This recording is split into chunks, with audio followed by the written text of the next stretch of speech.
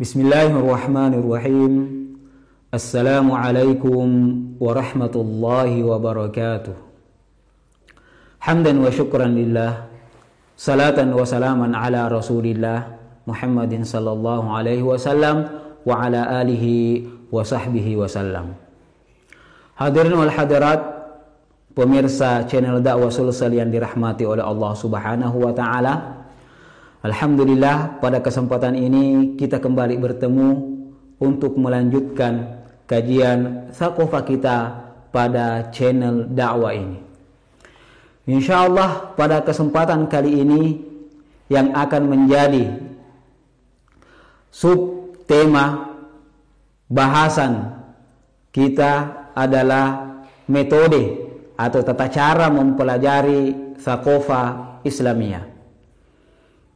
Tata cara kita dapat mempelajari Thaqafah yang sifatnya khusus, yaitu Thaqafah Islamiyah. Apakah ini Thaqafah Islamiyah yang sifatnya maqasid, yang kita perlukan dalam kehidupan kita sehari-hari, ataukah Thaqafah yang sifatnya wasail, mempelajari Thaqafah Islamiyah secara umum. Hadirin wal hadirat, pemirsa channel dakwah Sulsel yang mudah-mudahan senantiasa diberkati dan dirahmati oleh Allah Subhanahu wa taala. Sebagaimana kajian kita sebelumnya, bahwasanya pengetahuan yang kita dapat itu tidak lepas daripada ilmu dan Thaqafah. Ilmu dan Thaqafah ini kalau diterjemahkan sebenarnya ke dalam bahasa Indonesia atau diterjemahkan ke dalam disiplin ilmu sekarang, maka semuanya berarti ilmu pengetahuan. Begitu pula bahasa Arabnya seperti fan, al-fannul makhsus itu juga diterjemahkan sebagai ilmu pengetahuan. Maka tidak salahlah apabila ilmu-ilmu yang sifatnya wasail ini dikategorikan juga, dikatakan juga sebagai ilmu usul, seperti ilmu usulul fiqhi, ilmu mustalahil hadithi, dan lain-lain sebagainya. Ini sebenarnya pengklasifikasian antara ilmu dan Thaqafah ini untuk lebih memperjelas kepada kita bagaimana gambaran ilmu pengetahuan yang seharusnya kita pelajari dalam kehidupan kita. Kemana seharusnya kita mengarahkan anak-anak kita, kemana seharusnya kita mengarahkan kaum muslimin untuk mempelajari Thaqafah atau mempelajari ma'arifah ini. Nah, sebagaimana kita lihat sebelumnya bahwasanya ada yang sifatnya umum dan ada yang sifatnya khusus. Thaqafah Islamiyah ini sifatnya khusus. Makanya ketika dalam belajar kita harus fokus pertama kali di dalam Thaqafah Islamiyah ini. Kemudian apa? Kemudian dikembangkan dalam hal-hal yang sifatnya umum. Apakah itu Thaqafah yang sifatnya umum ataukah ilmu yang memang sifatnya umum. Perlu diketahui bahwasanya yang membedakan juga antara Thaqafah dan ilmu ini, kalau Thaqafah itu sangat erat kaitannya dengan sudut pandang tertentu. Makanya kalau kita mengatakan Thaqafah Islamiyah, maka sangat erat kaitannya dengan sudut pandang Islam. Sehingga apa? Sehingga orang yang mempelajari hal tersebut, kita langsung bisa mengatakan bahwasanya kemungkinan besar dia adalah orang muslim. Ketika ada orang mengaji, ketika ada orang mempelajari usulul fikhi, ilmu mustalahil hadis, begitu pula ulumul Quran dan lain sebagainya, maka kita mengatakan bahwasanya dia adalah orang muslim. Karena kenapa? Karena Thaqafahnya adalah Thaqafah Islam yang khas. Berbeda dengan ilmu yang sifatnya umum. Ilmu yang sifatnya umum ini tidak akan memberikan pada seseorang gambaran sedikit pun tentang latar belakangnya. Ketika orang mempelajari misalnya ilmu biologi, ketika orang mempelajari ilmu matematika, tidak akan ada gambaran bahwasanya dia adalah orang muslim atau non muslim. Tidak ada gambaran bahwasanya dia adalah orang Indonesia atau non Indonesia atau Arab atau non Arab. Karena kenapa? Karena itu sifatnya umum. Berbeda dengan Thaqafah Islamiyah. Makanya untuk mempelajari Thaqafah Islamiyah ini ada jalan yang telah dijelaskan oleh para ulama. Jalan ini ada 3 hal yang harus kita tempuh dalam mempelajari Thaqafah Islamiyah ini. Yang pertama, jalan yang harus kita tempuh untuk mempelajari Thaqafah Islamiyah adalah bahwasanya kita mempelajarinya harus dengan at-ta'ammuqiyah. Harus dipelajari secara mendalam. Bukan cuma tahu sedikit dan sedikit. Bukan cuma tahu kalau mempelajari misalnya Al-Quran, cuma tahu saja terjemahannya, cuma tahu saja maknanya. Akan tetapi kalau kita memang ingin mempelajari thaqafah Islamiyah secara detail, maka kita harus mempelajarinya secara mendalam. Mempelajari Al-Quran misalnya, atau mempelajari yang sifatnya tauhid, fikih, begitu pula akhlak, harus dipelajari semua secara mendalam. Secara mendalam artinya apa? Semua hal yang dapat mengantarkan kita untuk dapat memahami hal tersebut itu harus kita adakan.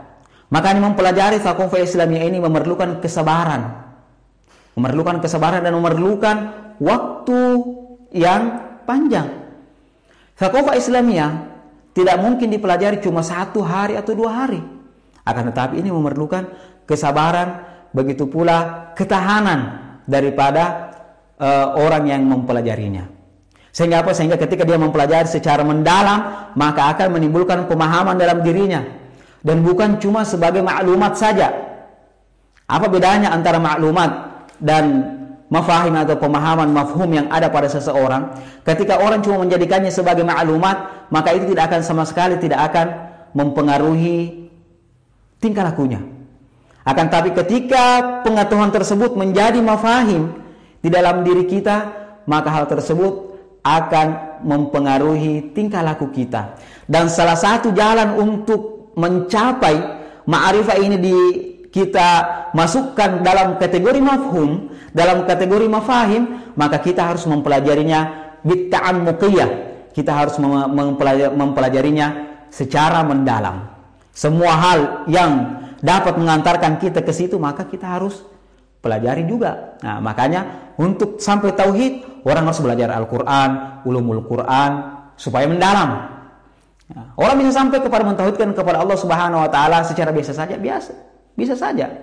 Akan tapi mendalamnya itu perlu hal yang mana setiap muslim harus mempelajari hal-hal yang ada kaitannya dengan hal tersebut. Makanya kemarin kita membagi thaqafah Islam ini ada yang sifatnya maqasid, ada yang sifatnya wasail. Maqasid ini yang kita perlukan dalam kehidupan keseharian kita, dan untuk lebih memperdalam maka kita perlu untuk mempelajari juga yang namanya ilmu atau thaqafah Islamiyah yang sifatnya wasail. Yang kedua, cara mempelajari thaqafah Islamiyah ini adalah kita mempelajarinya dengan asumsi bahwasanya kita mempelajari thaqafah Islamiyah itu untuk al-mu'alijiyah, untuk dijadikan sebagai solusi terhadap segala problematika kehidupan kita. Apa yang kita pelajari di dalam thaqafah Islamiyah ini, itu harus ada dalam pemikiran kita bahwasanya ini mau kita terapkan, kita jadikan sebagai solusi terhadap kehidupan kita. Apakah itu kehidupan individu, atau kehidupan bermasyarakat, ataukah kehidupan bernegara. Sehingga apa? Sehingga apa yang kita pelajari ini bukan cuma sekedar maklumat saja. Bukan sekedar maklumat. Kita mempelajari ini karena kenapa? Kita mempelajari tata cara bertauhid, tata cara beribadah kepada Allah Subhanahu Wa Taala. Untuk apa? Untuk kita pelajari, untuk kita idawantahkan, untuk kita realisasikan dalam kehidupan kita. Jadi bukan cuma sekedar ilmu, atau bukan cuma sekedar maklumat saja yang mana kita pelajari. Misalnya kita pelajari ujian, setelah ujian atau setelah imtihan sudah dilupakan. Tidak. Akan tetapi kita harus memberikan sebuah keyakinan dalam diri kita bahwasanya kita mempelajari thaqafah Islamiyah ini untuk dijadikan al-mu'alijiyah, untuk dijadikan solusi terhadap segala problematika yang kita hadapi di kehidupan ini, individu, bermasyarakat, dan bernegara. Kemudian yang terakhir yang harus kita pahami, yang harus kita adakan ketika kita mempelajari thaqafah Islamiyah ini adalah unsur keimanan itu harus ada. Artinya apa? Artinya yang kita pelajari bahwasanya semua thaqafah Islamiyah ini itu sumbernya satu, berasal dari Allah Subhanahu Wa Taala. Semuanya tanpa sedikit pun atau tanpa terkecuali kita mengatakan bahwasanya tidak ada satupun thaqafah Islamiyah yang berasal dari manusia. Kenapa? Karena meskipun hal tersebut merupakan thaqafah yang mana hasil istinbat seorang mujtahid, seperti ulumul Quran, seperti ilmu mustalahil hadis dan lain sebagainya, akan tetapi itu semua merupakan istinbat dari nas. Sehingga apa? Sehingga kita mengatakan bahwasanya muaranya semua itu adalah Al-Quran dan hadis. Dan tidak mungkin seorang mujtahid mengeluarkan sebuah istinbat hukum tanpa ada nas yang menjadi tempat untuk mengkaji kenapa bisa hukum tersebut, kenapa bisa pendapat yang bisa diterima itu dapat diterima oleh kaum muslimin. Nah, makanya kan kita mengatakan bahwasanya sumber ajaran agama Islam 3, Al-Quran, hadis, dan ijtihad ulama. Kalau kita lihat secara mendalam dari ketiga ini, semuanya bersumber dari Allah Subhanahu wa taala. Semuanya bersumber dari Allah Subhanahu wa taala. Al-Quran dari Allah Subhanahu wa taala.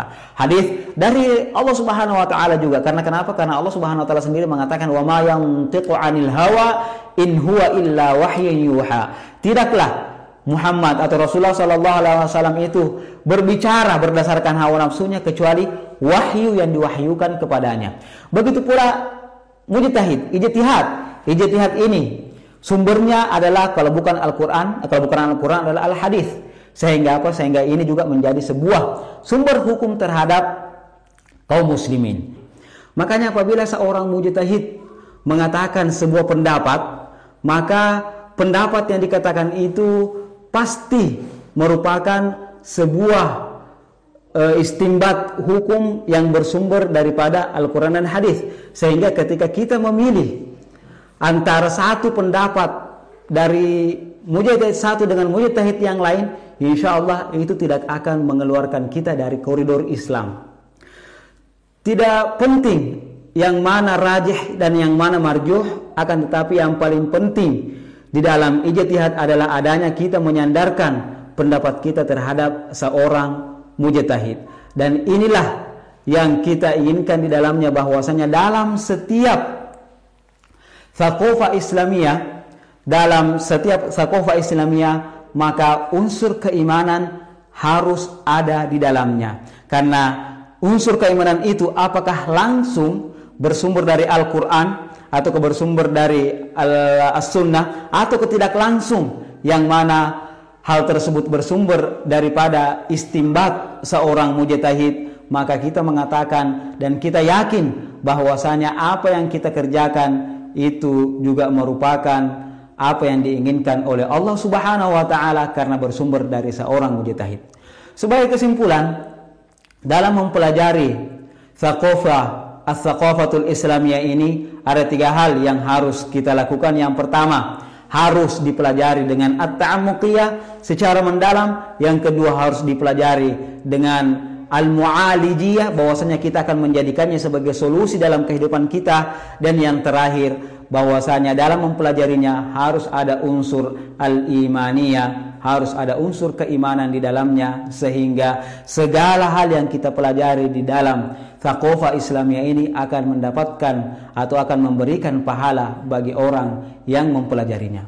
Mungkin sampai di sini yang dapat kami sampaikan.